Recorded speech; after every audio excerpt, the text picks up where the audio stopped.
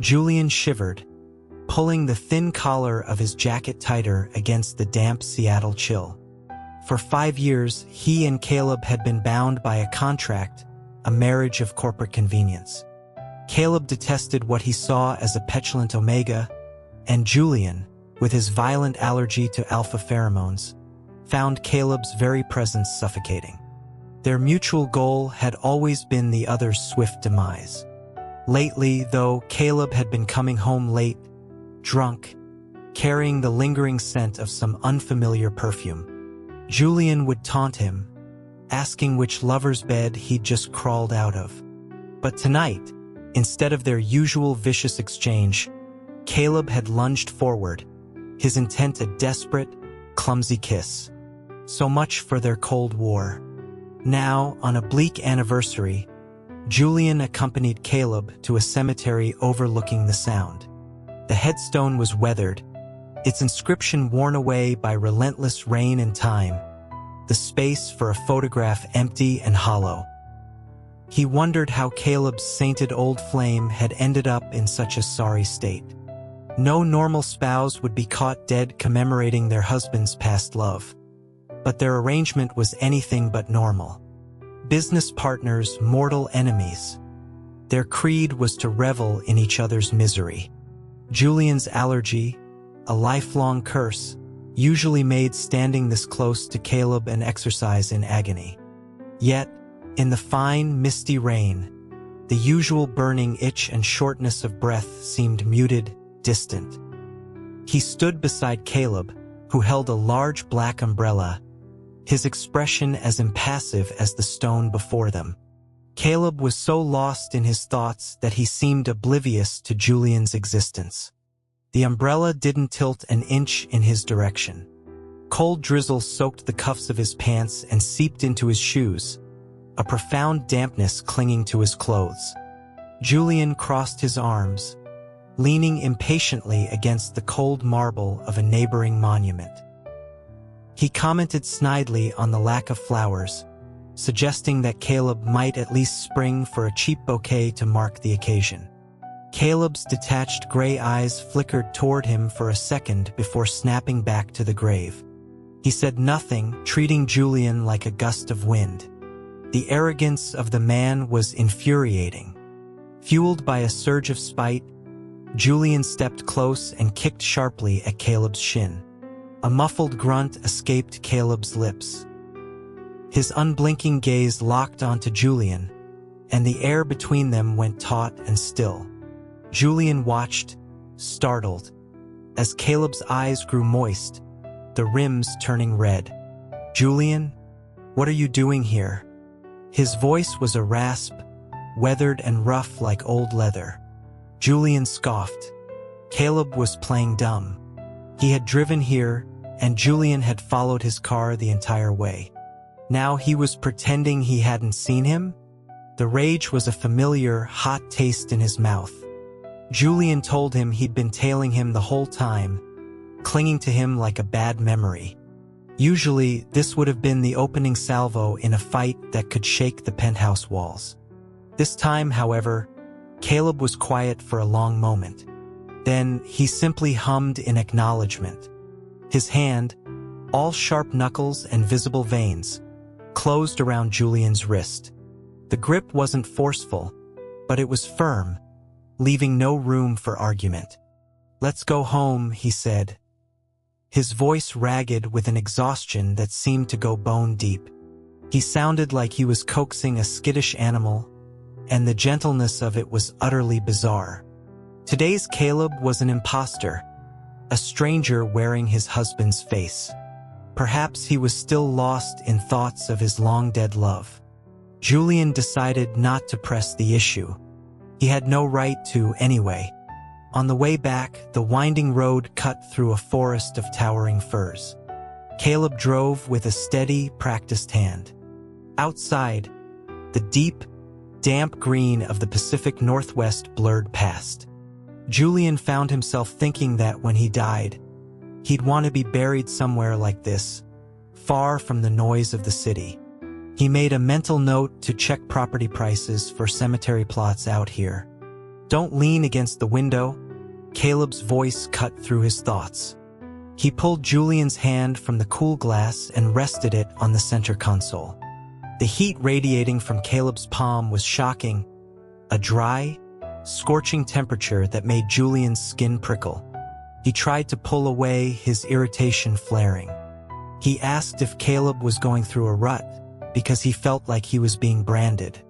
Caleb snatched his hand back as if burned, and for a moment, it was as if the touch had never happened. Only the red mark on Julian's skin confirmed that something was deeply wrong. Julian rummaged in the glove compartment, found a spare vial of suppressants, and tossed it into Caleb's lap. He told him to use it, that he didn't want to be choked by the smell of cheap whiskey all the way home. Caleb clutched the vial, his voice barely a whisper. I won't need these ever again." Julian snorted, suggesting sarcastically that maybe Caleb had his glands removed. Caleb's gaze went distant. He silently lit a cigarette with the car's lighter. "What year is it?" Julian stared at him as if he'd lost his mind. He stated that it was 2026. He'd only been on a business trip to London for 2 months. Had Caleb forgotten him that completely, or was this some kind of sick test? "Right. You're right," Caleb said, forcing a smile so strained that Julian could see the fine lines crinkling at the corners of his eyes. He looked less like a tech wunderkind and more like a burnt-out executive twice his age. Was the pressure at his company really that intense? But Caleb was the CEO. He wondered why he was driving himself into the ground. Maybe it was just to get away from him. Julian couldn't blame him for that. He turned to stare out the window again, lost in thought as Caleb's cigarette smoke filled the car. Caleb glanced at his phone, then quickly extinguished the cigarette. The screen briefly illuminated a single line of text. It was a news alert, dated April 12, 2030. Caleb had clawed his way out of a broken home in a forgotten corner of the Rust Belt. His intellect and his status as a top-tier alpha were his only assets. He'd worked his way through college, co-founding a small but promising tech firm with a few friends. That was when Julian's father, a man with a crumbling empire and a desperate ambition, had decided to latch onto this rising star. His only Omega child, his illegitimate son Julian, was the bargaining chip. One night, Julian had been drugged, delivered to Caleb's hotel suite like a party favor. In his drunken state, Caleb had only brushed his lips against Julian's. It was a fleeting touch, not soft or passionate, but it had been enough to trigger Julian's allergy. The itching, the hives, the suffocating presence of his pheromones. It had nearly sent him into anaphylactic shock. It was Caleb who, swaying and disoriented, had stumbled out into the night to find a 24-hour pharmacy and returned with 3 boxes of antihistamines. The hotel suite was small, so Caleb had spent the night cramped on a love seat. By morning, the tabloids were screaming about the hotshot CEO and the disgraced Omega. With Caleb's company in its infancy, he couldn't afford a scandal. Marriage was the logical, if unpalatable, solution. The wedding was a sterile affair. When Caleb slid the ring onto Julian's finger, it was half a size too big. He'd apologized, a flicker of frustration in his eyes. Julian hadn't cared. He just felt a pang of pity for whoever Caleb had mistaken him for the life he was now shackled to a defective Omega like him. He'd later threaded the ring onto a leather cord and wore it around his neck. He never saw Caleb wear his ring again. It was a fitting symbol for their hollow marriage. At a corporate dinner, one of Caleb's drunker friends let it slip that Caleb had someone he cherished, a first love. This person, Simon, had been in poor health. Caleb had devoted immense effort to caring for him, but he had passed away just before the scandal broke. Caleb had never even had the chance to confess his feelings. When Julian had later tried to probe the subject, Caleb had shut him down, coldly telling his friend to keep his mouth shut. It was typical. Why would he share anything meaningful with a stranger he happened to be married to? Back at the penthouse, something was off. A vase of fresh lilies sat on the coffee table. A few small, plush teddy bears were nestled amongst the sofa cushions. It was completely at odds with Caleb's stark, minimalist decor, but it was exactly to Julian's taste. He wondered if the new cleaning lady had taken them from his room. Acting on instinct, he snatched one of the bears and hid it behind his back, the coarse fur a familiar texture against his fingers. He was fuming silently about someone touching his things as he tried to slip past Caleb toward his bedroom. Wait, Caleb's hand landed on his shoulder, stopping him. His tone was strained. Your room hasn't been cleaned. You should sleep in a different room tonight. Julian was confused. He'd only been gone 2 months. It couldn't be that bad.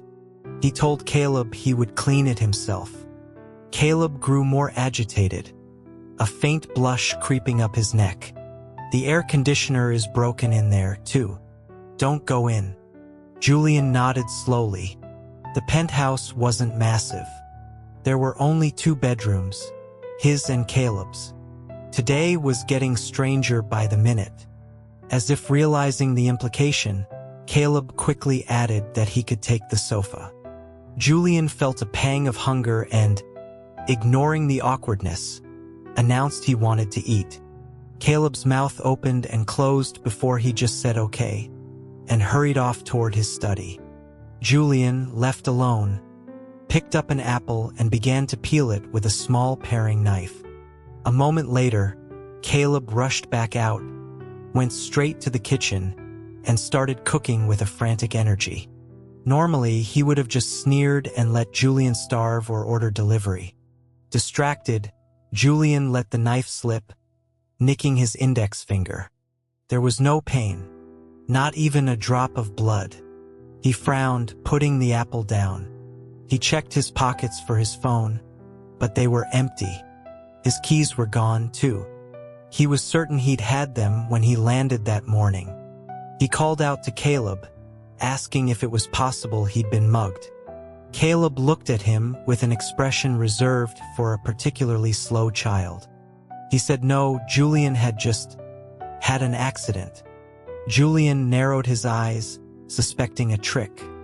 Caleb's explanation was a jumble of vague words that clarified nothing. And yet, the tension between them felt less sharp than before. A soothing scent of sandalwood drifted from somewhere in the apartment, making him feel strangely light, almost buoyant. But when he sat down to the beautifully prepared meal, he found he had no appetite. You don't have to eat if you don't want to, Caleb said, his voice unusually gentle. Julian dropped his fork and rested his chin in his hands, watching Caleb eat instead. He really was handsome, a prime example of an alpha. The truth was, their first encounter hadn't been in that hotel. It was on the stage in the university quad. Julian had been skipping class, wandering aimlessly, when he saw him. The crowd was huge, but Caleb stood out, a magnetic presence in a faded school uniform, his voice clear and steady as he recited some pledge. He was the brilliant boy whose name was always at the top of the honor roll, a year ahead of Julian. He was known for his kindness, his quiet strength, and for the inseparable friend always by his side. Julian had watched from a distance as Caleb pushed his friend Simon's wheelchair across campus, leaning in to listen with a soft smile. They were a perfect pair. The sight had filled Julian with a toxic mix of envy and despair. As a low-ranking Omega and an illegitimate son, he felt like his life was already a death sentence. Love was a luxury he couldn't afford. He was a clown peeking in at someone else's happiness, hoarding stolen glimpses like scraps of sugar. He'd learned everything about Caleb, memorized his history, his triumphs, his struggles. If Caleb ever knew about the obsessive, shadowy figure who watched him from afar. He'd be horrified. He'd probably have him arrested. But Julian had been careful. Caleb never knew. And that was its own special kind of pain, to know that in the grand narrative of Caleb's youth, he was not even a footnote. He'd followed him from high school to college, never finding the courage to introduce himself. He never imagined their next meeting would be in such a debased, drugged state. He'd hidden his face that night, hoping Caleb wouldn't recognize the boy from campus. And he hadn't. "Can I borrow your phone? I need to call a friend." Caleb froze, his hand hovering over a document. His lips moved, but no sound came out at first. "Julian," he finally began, his voice low and serious. "This is going to sound unbelievable, but you have to listen to me. It's 4 years later. Your memory is stuck 4 years in the past. I don't know why, but I'm here. I'll stay with you." A cold dread washed over Julian. Caleb, seeing his disbelief, turned on the tablet, the TV, his phone. The date was displayed everywhere, a stark, undeniable truth. His mind was a blank slate where 4 years of his life should have been. His voice was a croak. "So, what are we now?" Caleb stood a careful arm's length away. "Julian," he murmured, "we're in love." Julian recoiled, hugging himself. His neck was stiff with denial.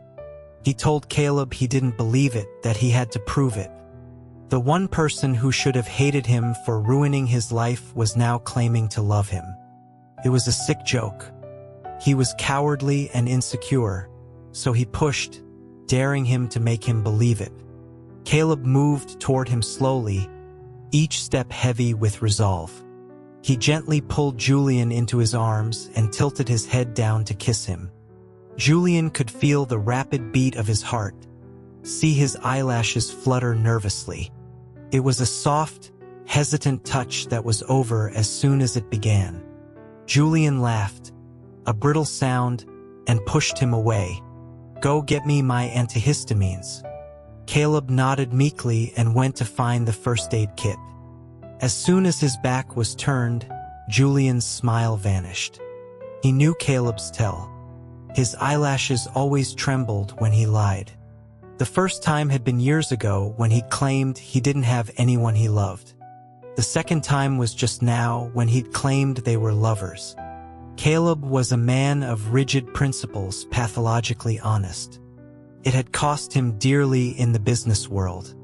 Julian had even, in his own shadowy way, dealt with a few of Caleb's rivals and anonymously tipped him off about corporate traps, trying to teach him to be more pragmatic. Caleb's only reaction had been a look of withering contempt. And why not? A creature from the gutter like Julian had no business helping a golden boy like him. He just couldn't help himself. So why was Caleb lying now? He could have just said he still despised him. Julian didn't need his love. Why the elaborate deception? By the time Caleb returned with the pills and a glass of water, Julian had composed himself. Caleb muttered that he probably didn't need to take them. But Julian snatched the pills and swallowed them down. The bitter taste seemed to clear his head for a moment. He knew he didn't need them. After the wedding, Caleb had been meticulous, wearing suppression patches 24/7. You could hardly smell his pheromones. If not for his imposing physique, you'd mistake him for a beta. But Julian, determined to make him miserable, had always found ways to provoke him, wanting Caleb to hate him so much he'd never forget him. He suspected that in the last 4 years, their relationship had hit an all-time low, something so terrible that it had forced the ever-composed Caleb to resort to this desperate lie. He was morbidly curious about what that could have been. Discovering he was 4 years in the future, Julian embraced a state of lazy indifference. While scrolling through the news, he stumbled upon the story of his family's company going bankrupt. His arrogant alpha half-brother was in prison. His bastard of a father had jumped off a bridge. A dark smile touched Julian's lips. Good riddance. Rumors swirled that the entire takedown had been engineered by Caleb's company, Omnicorp. It wasn't surprising. His father had tried to use Caleb as his personal workhorse, even gifting him a significant block of company shares to strengthen family ties. The old man had complained about it at every holiday dinner. He thought he could buy Caleb's loyalty. But Caleb was no one's fool. It was only natural that he would turn on the old man first, and that his animosity would extend to Julian. So why the lie about love? He couldn't figure it out. He ran a hand through his messy hair and sank deeper into the sofa. Boredom led him to explore the penthouse like an archaeologist, searching for traces of the man he'd been for the past 4 years. Under the bed in his room, he found a small wooden box containing an old digital recorder. The first file was a recording of a younger Caleb, his voice thick with alcohol. The background noise suggested a bar. Someone, probably one of his friends, asked if he regretted getting married. There was a long pause. Julian held his breath, his own fingers digging into his palm. "Yeah," Caleb said. A wave of triumphant jeers rose from his friends. Julian felt a cold dread settle in his stomach. He was about to turn it off when Caleb's voice, clearer this time, cut through the noise. "I regret not doing it sooner. I've never regretted it. I'm trying to build something with him. Maybe I'm starting to like him." Someone else joked about his old flame, Simon. Caleb's tone became flat. "We were just friends." Julian knew Caleb was a man of his word. If he said he was trying, he meant it. Could it be true? In the years he couldn't remember, had Caleb started to feel something for him? Had his existence finally started to mean something? When Caleb came home that night, he brought dessert and snacks. "These are for you," he said, looking away, almost shy. It was ridiculous. After years of marriage, he was acting like a nervous teenager. Maybe it was because Julian, with his 4-year memory gap, felt younger. Impulsively, Julian stood on the sofa and leaped off. Caleb reacted instantly, catching him in a panic. His hand clamped down on the back of Julian's head, and Julian could feel the frantic, hammering beat of his heart against his chest. It was like an extreme stress response. He looked up and saw pure desperation in Caleb's eyes. He was hiding something else. But in that moment, all Julian wanted to do was kiss him. So he did. Caleb's response was clumsy, uncertain. Caleb became even more attentive after that. He bought Julian a new gaming console, took him to play intricate board games, and told terrible jokes to make him laugh. But he still refused most physical contact. One night, Julian pressed his head against Caleb's shoulder. He asked why Caleb never held him. He reasoned that if Caleb just used his suppression patches, Julian wouldn't have an allergic reaction. Caleb gently pushed him away. "No, it's not good for you to be close to me." He kept his distance. Julian watched him moving around the kitchen, a blur of efficient motion. He asked if Caleb had always done the cooking. Caleb just grunted in affirmation. None of the dishes on the table were familiar, but that made sense, given his missing memories. While Caleb was washing dishes, Julian snuck up behind him and wrapped his arms around his waist. He teased that Caleb couldn't escape now. Caleb called him mischievous but didn't remove his hands. Caleb's work was demanding, so Julian spent most of his days at home. One afternoon, Caleb's assistant called, asking urgently where a specific USB drive was. Rather than trust a city courier, Julian decided to take it to Caleb's downtown office himself. The afternoon sun was unexpectedly harsh. His skin began to burn, and a wave of dizziness washed over him. He ducked into a public restroom and splashed cold water on his face until the feeling subsided. When he arrived at Omnicorp, the receptionists stared at him. He could clearly hear their whispers. One said that the CEO was keeping a substitute on the side, and that he looked just like Mr. Hayes. Before she could finish, an older colleague sharply cut her off. Julian ignored them and said he was there to see Caleb. Caleb was in a board meeting. Through the glass wall, their eyes met. He immediately paused the meeting and rushed out, frantically checking Julian for injuries. Julian laughed, telling him he wasn't that fragile. Caleb's brow was furrowed with worry as he led him to a private lounge. "Julian, this is different." There was a small red burn on his forearm. Caleb's eyes darkened with a quiet fury. He found a first aid kit and began to silently dress the minor wound. He was bottling up a storm of emotion. His voice, when he finally spoke, was low and tight. "Julian, do you have any idea how worried I was when you came out here alone? I was terrified something would happen to you." His voice cracked. Julian was used to being independent. He smiled defiantly. "Are you worried about me, Caleb? I'm perfectly fine." He didn't know what nerve he'd struck, but Caleb's eyes filled with red-rimmed anguish. His voice rose sharp and raw. "Julian, stop being so reckless. I can't bear to lose you again." He choked on the last words. The air froze. Julian's smile faltered. What was he talking about? He accused Caleb of going crazy, of blaming him for simply bringing him his damn USB drive. Their anger came from different places, but it was equally dizzying. All Julian could think was that Caleb was an infuriating, impossible man. He pulled away from Caleb's grasp, his shoes clicking sharply on the polished floor as he walked away. "Let me take you home."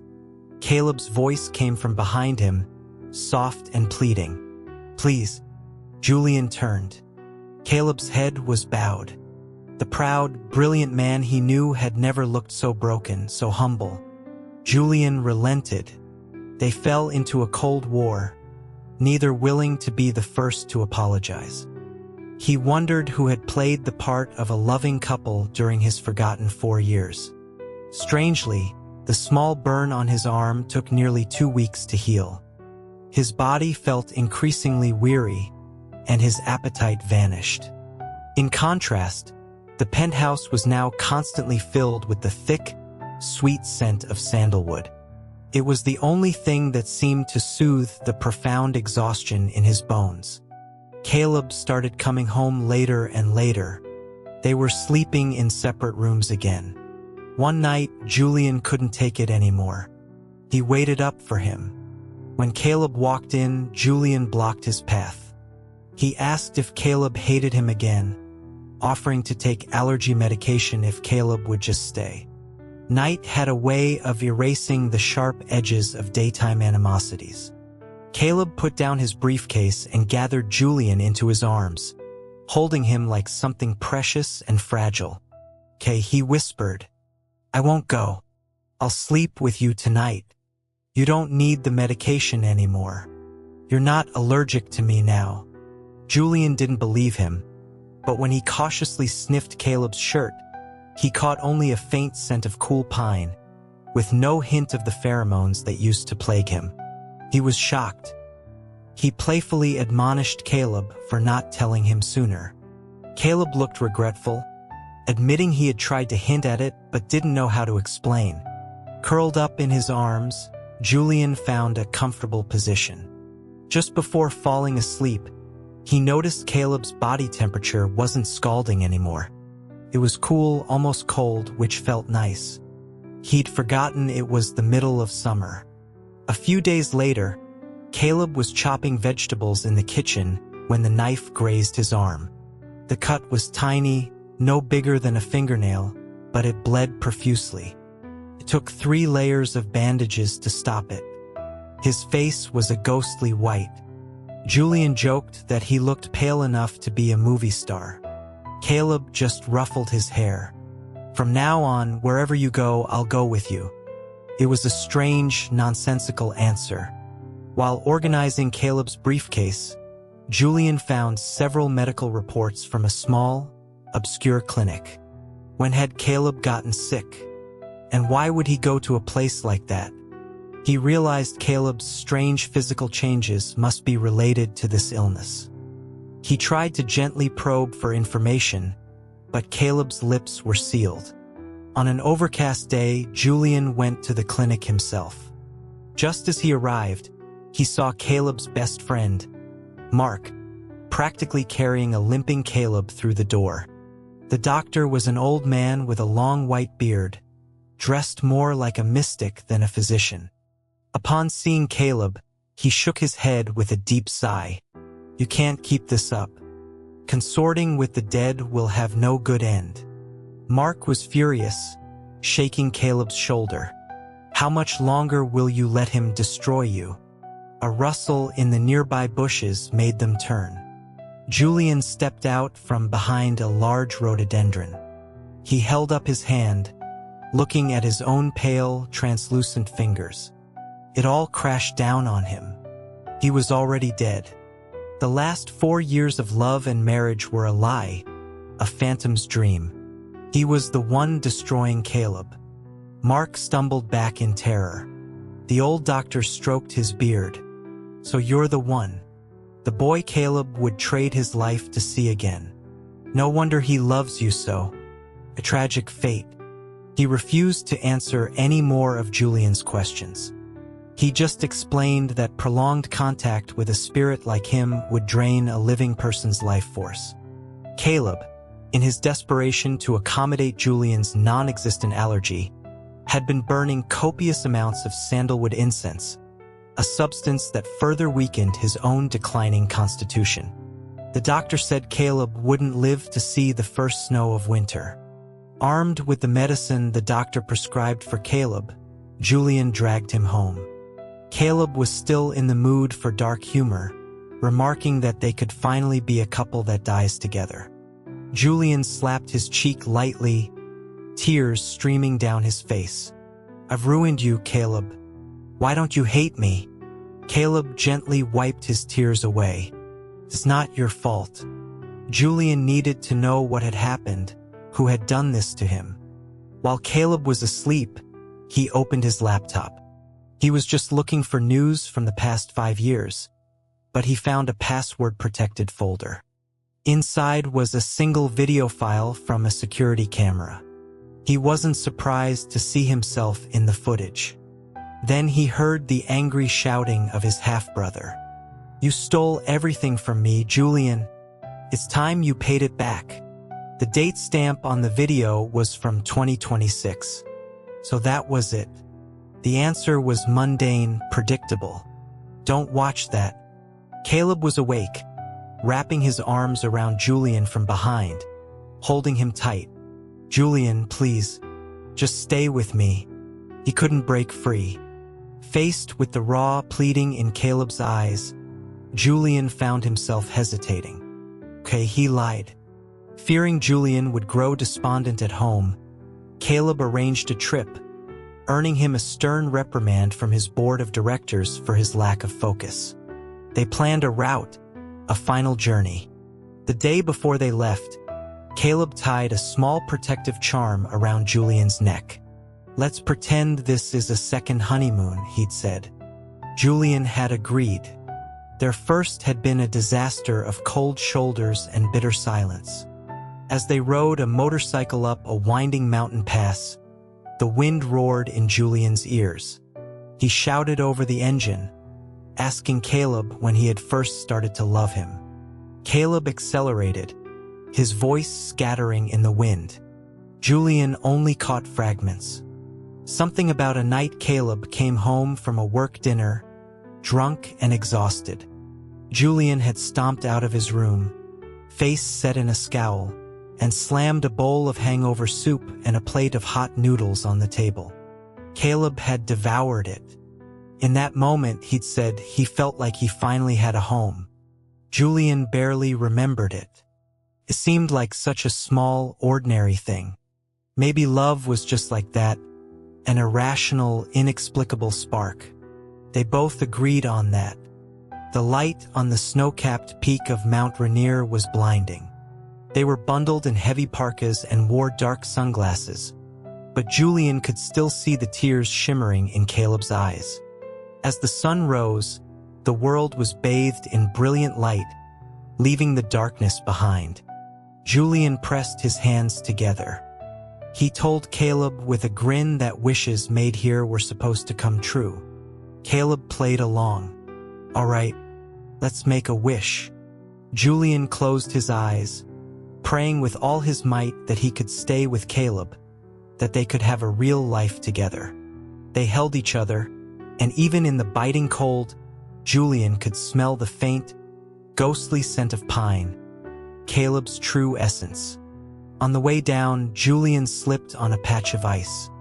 The protective charm around his neck fell and shattered on a rock.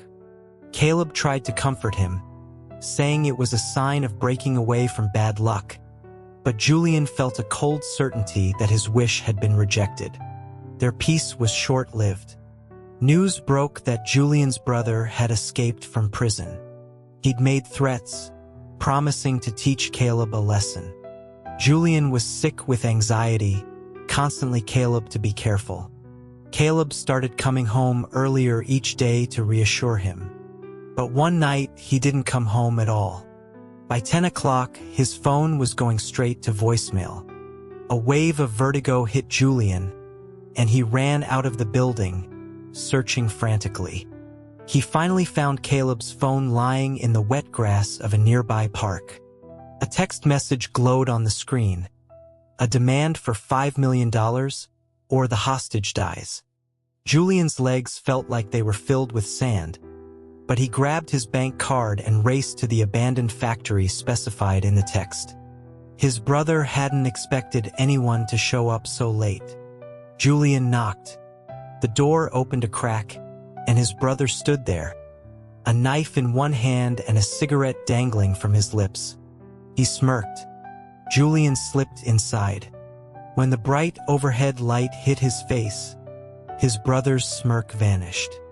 To complete the effect, Julian had dusted his face with white powder and painted his lips a bloody red. You're Julian." He fell backward, scrambling away on the floor. Julian advanced on him slowly.